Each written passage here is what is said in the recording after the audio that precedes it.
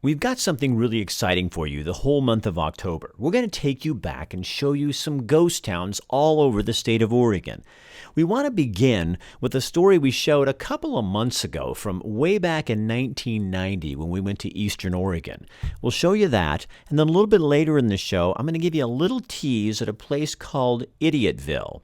Yes, there is an Idiotville. So sit back and enjoy the history.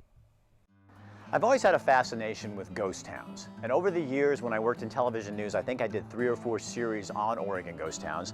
The first one was with the guy who's shooting this right now, Bill Getz. We started at Shaniko and worked our way east, and we called it Lost and Found Oregon Ghost Towns. We now have a deal we've worked out with the University of Oregon, with the Archives Department and the libraries and the special collections, and we're going to be airing some of those old stories we did on KEZI. So we thought, what better place to start than with one of our favorites. So here's the beginning of Lost and Found Oregon Ghost Towns. Well, the words are somehow irresistible. Ghost town. Somehow the sound of it beckons us. The ghost town. The words promise a trip into the shadowy world of the Old West. It's not just the tourists who are finding it hard to stay away. A new generation is turning to these relics of the past in search of a future in a simpler world. There are more than 40 ghost towns in Oregon. For the next 3 nights, photographer Bill Getz and I will take you on a visit to 6 of these lonely towns.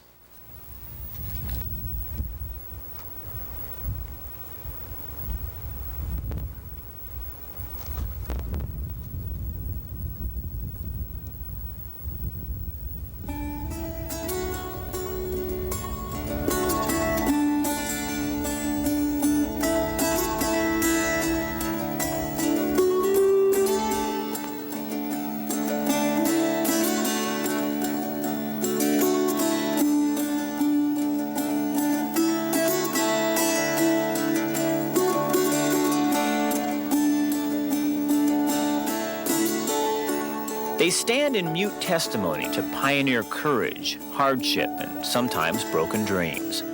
It's almost as if the weathered boards of empty buildings are too stubborn to admit they've been abandoned.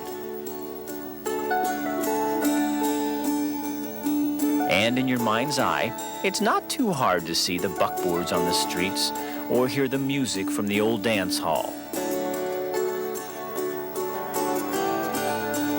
We know it wasn't really that romantic back in the days of the early settlers. You worked hard and got little for it. But as Jerry Myers remembers, life was simpler. His kinfolk homesteaded near Sumter in the Blue Mountains of Eastern Oregon way back in 1878. And he thinks simplicity is the magnet that attracts visitors to these parts. They're looking for the atmosphere. You know, they read the history is a real big thing now. And people come in here and kind of feel it, touch it, see it. Because in those days, we worked hard for what we had, and we enjoyed what we had to the ultimate. We've just kind of gotten away from that, and I think people are really looking to get back to that. They'd like to get a little bit closer to things.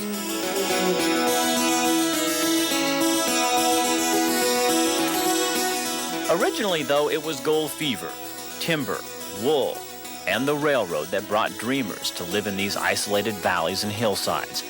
Looking at what's left of some of these towns, this was born. You can hardly believe that at one time several thousand people lived here. Saloons, hotels, stores, and homes covered the hillside just below the old mines. The old-timers say the pioneers found what they were looking for. Times were good, at least for a while.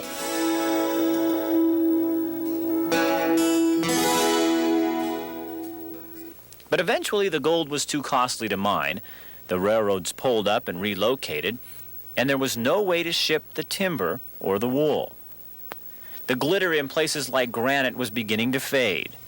Now it's solitude that attracts residents. Tony Thompson runs the Granite General Store. But you have to be hardy. You have to be willing to work hard. You pay a price for living up here. It's hard economically. It's hard physically. I mean, just keeping your house in shape, going through the winters we go through.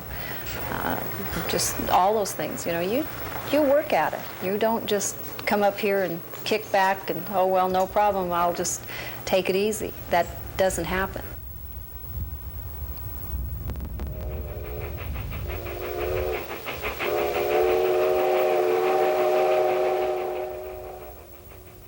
When the railroad pulled out of Shannaco, the townsfolk walked away, leaving the city to the tumbleweeds and the sun and the wind.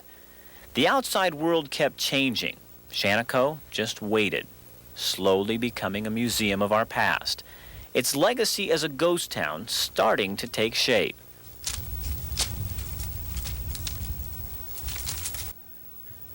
But a ghost town doesn't have to be old to capture our attention. There's the unconventional ghost town of Rajneeshpuram. 5 years ago, thousands of people lived and worked here for the glory of their guru. Now an insurance company owns the town, but it's home to only a caretaker and his family.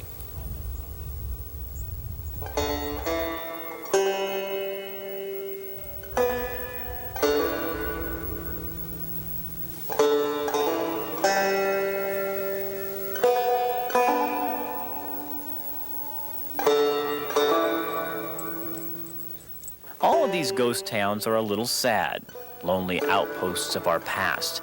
But they're no longer just monuments to bad times and broken dreams. The new pioneers have found them and are opening them back up for all of us.